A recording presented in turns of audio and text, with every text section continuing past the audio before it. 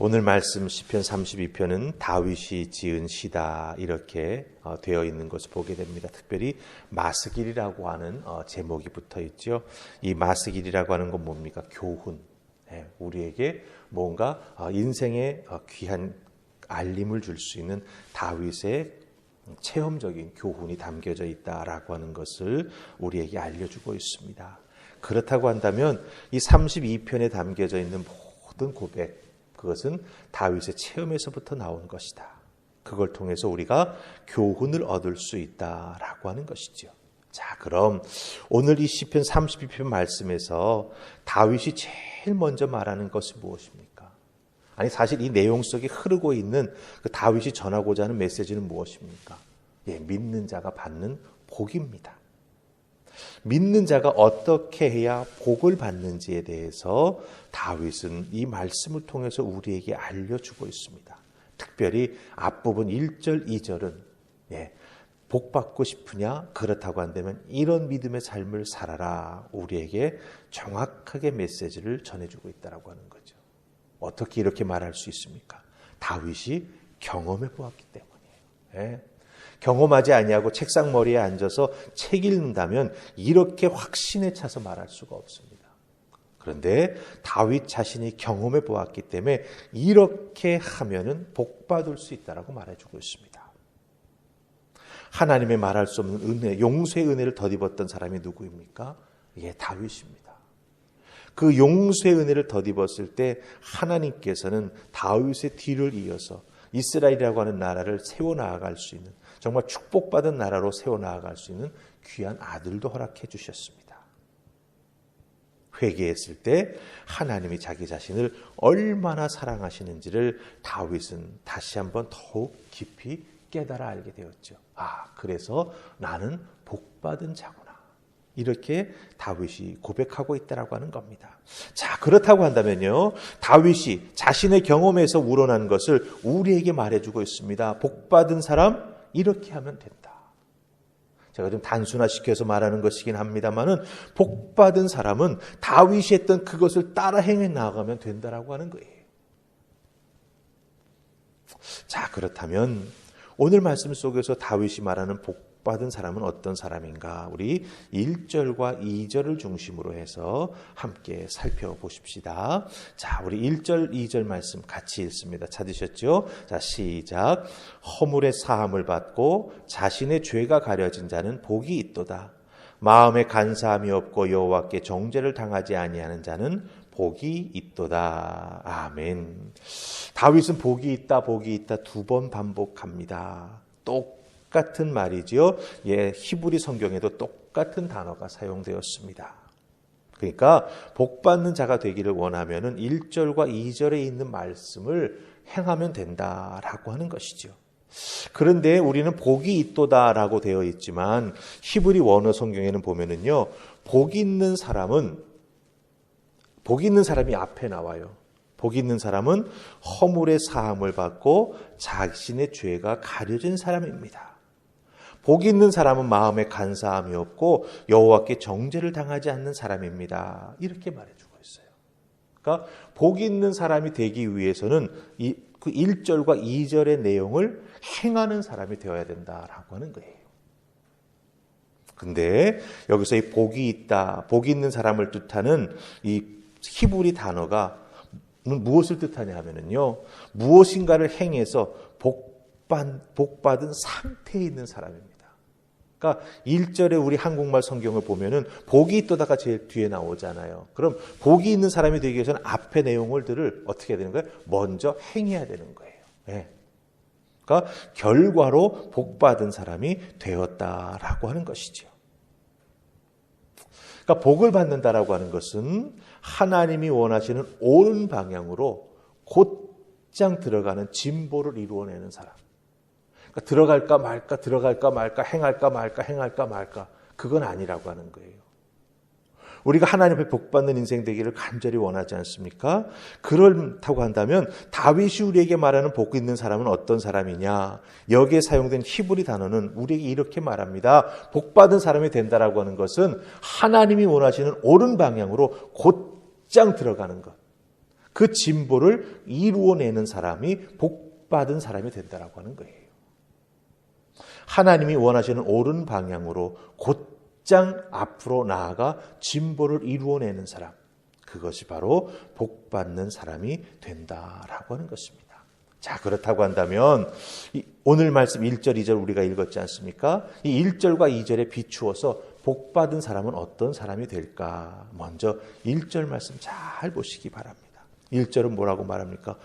허물의 사함을 받고 자신의 죄가 가려진 자는 복이 있다라고 말합니다. 근데 복 있는 사람은 어떤 사람이라고 그랬죠? 하나님이 원하시는 옳은 방향으로 곧장 들어가는 사람이라고 말했습니다. 그럼 복받은 사람이 되기 위해서는 허물의 사함을 받기 위해서 어떻게 해야 되죠? 회개의 자리로 곧장 들어가야 된다라고 하는 거예요. 자신의 허물, 죄에서 자유함을 얻기 위해서 하나님이 원하시는 하나님의 방향으로 이것저것 따지지 않고 직진하는 사람, 그게 바로 복받는 사람이 된다라고 하는 거예요. 죄의 본질은요, 내가 그 죄를 나름대로 즐기게 만드는 데 문제가 있습니다. 예, 죄라고 하는 것은요, 짓고 나고 반복하며 여러 가지 우리가 경험하는 것들이 있게 되는데, 가만히 살펴보니 죄는요, 기분이 좋아서 내가 즐기고 또 기분 나빠서 내가 즐기고 저 사람 때문에 즐기고 이 사람 때문에 즐기고, 예, 결국은 죄의 본질은 내가 즐기는 데 있더라고요. 그 즐기는 것에서 빠져나오지 아니하면 결국은 그 죄 안에서 뱅글뱅글 돌다가 참으로 어려운 일을 경험하게 된다라고 하는 거예요. 그런데 복받은 사람은 어떻게 하느냐? 예, 그 죄를 즐기는 자리에서 정말 하나님이 원하시는 방향으로 직진에 들어가는 거예요. 거기서 나오는 거예요. 즐긴다라고 하는 것에 중독되지 아니하고 거기서 빠져나오는 자가 하나님 앞에 복받은 자가 된다라고 하는 거예요. 그래서 죄가 가려진다라고 말하는 것입니다. 네. 그다음에 2절에 비추어서 복받은 사람은 어떤 사람이 될까요? 2절은 뭐라고 말합니까? 마음에 감사함이 없을 때. 그렇죠. 즉 마음의 간사함에서 하나님이 기뻐하시는 변함없는 진리의 자리로 직진에 들어가는 것, 그게 바로 복받는 사람이 된다라고 하는 거예요. 여러분, 사람이 좀 간사해, 이런 표현을 우리가 누군가에게 하거나 우리가 들을 수도 있잖아요. 이 간사다라고 하는 게 무엇을 의미합니까? 이럴 땐 이렇게 되고 저럴 땐 저렇게 되고, 그렇죠? 예. 상황이나 어떤 그 변화되는 그 변수에 따라 가지고 배반하고 속이고, 예, 이쪽에 붙었다 저쪽에 붙었다, 그런 모습을 가지고 있는 사람을 우리는 간사하다라고 말합니다. 그런데 생각해 보세요. 하나님 앞에서 그 마음이 간사하다라고 한다면 무엇을 뜻합니까? 그 마음에 중심이 없는 거예요. 예, 중심이 없다라고 하는 것은 무엇입니까? 세상에서 좋은 소리가 들리면 그쪽으로 쑥 쫓아가는 거예요. 세상의 바람이 한번 훅 불어오면은요, 그 세상에 휩쓸려 가지고 정처 없이 떠내려가는 것입니다. 그게 바로 간사함이에요. 왜? 마음에 심지가 없기 때문에. 그렇기 때문에 우리가 하나님 앞에 복받는 사람이 되기 위해서는 2절 말씀에 비춰보면 어떻습니까? 예, 믿음의 심지가 굳은 사람이 되어야 돼요. 속임수나 배반하는 사람이 되어서는 안 됩니다. 하나님 앞에서 변덕심한 성도가 되어서는 안 됩니다. 말과 행동이 달라서는 안 됩니다. 만약 자기가 그렇게 행하고 있다라고 하는 걸 느끼게 되면 어떻게 해야 되죠? 예, 복받는 사람이 되기 위해서 거기에서부터 하나님이 기뻐하시는 그 자리로, 그 상황으로 곧장 달려 들어가야 되는 거예요. 변덕심한 내가 어떻게 해야 하나님 기뻐하시는 자리로 곧장 들어갈 수 있겠습니까? 하나님 앞에 기도해야 되죠. 말씀의 은혜를 덧입어야 됩니다. 그리고 정말 마음이 통하는 믿음의 사람에게 중보 기도를 부탁해야 돼요. 집사님, 제가 마음의 변덕이 참 심해요. 네, 그래가지고 조금만 누가 내 옆에서 좋은 얘기해주면 거기에 귀가 솔깃해가지고 일로 가고 절로 가고, 믿음의 중심을 제가 잘 잡지 못합니다. 그러니 나를 위해서 기도해 주세요. 이렇게 부탁하고 함께 기도하며 나아갈 때 우리는 그 간사함의 변화가 어떻게 됩니까? 하나님 앞에 믿음의 심지가 굳건한 사람으로 세워지게 될 줄로 믿습니다. 그렇게 되면 우리는 복받은 인생이 된다라고 하는 것입니다. 자, 그렇다고 한다면 여러분 보십시다. 우리가 하나님 앞에 본의 아니게 거짓말할 때가 있어요. 하나님 앞에 약속을 해놨는데 제대로 지키지 못할 때가 있지요. 지키지 못한 것도 결국은 내가 행하지 아니한 것이니 거짓말이 될 수가 있습니다. 근데 하나님이 우리가 그렇게 행하는 걸 모르실까요? 아십니다.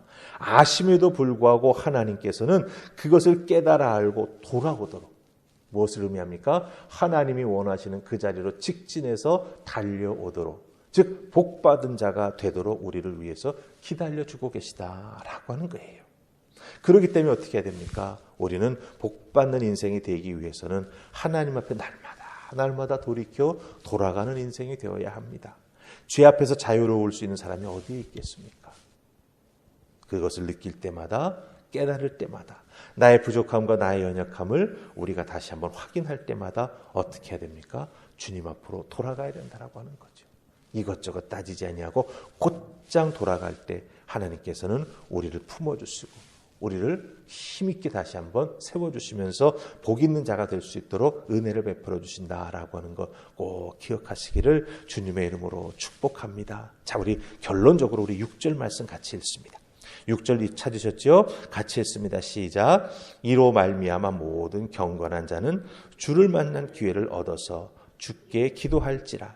진리로 홍수가 범람할지라도 그에게 미치지 못하리이다. 아멘. 예. 이렇게 하나님 앞에 곧장 다시 돌아가게 되면 어떻게 됩니까? 하나님께서 만날 기회를 허락해 주신다. 기도함으로 말미암아 놀라운 하나님의 은혜를 덧입게 된다라고 하는 것이죠. 그럴 때 이 세상에 범람하는 홍수도 우리에게 미치지 못한다. 다윗은 말해주고 있습니다. 예, 돌아갈 때 하나님께서 기회를 허락해 주십니다. 그 기회를 붙잡고 기도하게 될 때 여러분들 정말 큰 은혜를 우리가 덧입게 된다라고 하는 것, 복받은 자가 된다라고 하는 것 꼭 기억하시고 여러분의 주어진 자리에서 하나님이 기뻐하시는 자리로 직진해 나아가는 은혜가 있기를 주님의 이름으로 축복합니다. 아멘. 우리 기도하십시다. 주님 고맙습니다. 하나님 옆에 돌아서는 자, 하나님이 기뻐하시는 자리로 이것저것 따지지 아니하고 직진하는 자는 주님을 만날 기회를 덧입게 됩니다. 하나님께서 회복시켜 주시고 하나님께서 축복해 주신 은혜를 덧입게 됩니다. 그 은혜를 덧입을 때 거기가 끝이 아님을 기억하게 하시고 하나님 앞에 더욱더 기도하면서 하나님이 기뻐하시는 삶을 위해 더욱더 한 걸음 앞으로 나아가는 우리 모두가 되게 하여 주시옵소서. 오늘 주어진 우리들의 삶의 자리에서도 복받은 자가 될 수 있도록 주님만 바라보고 주님 앞으로 직진해 나아가는 우리 모두가 되게 해주실 줄 믿사옵고 예수님 이름으로 기도하옵나이다. 아멘.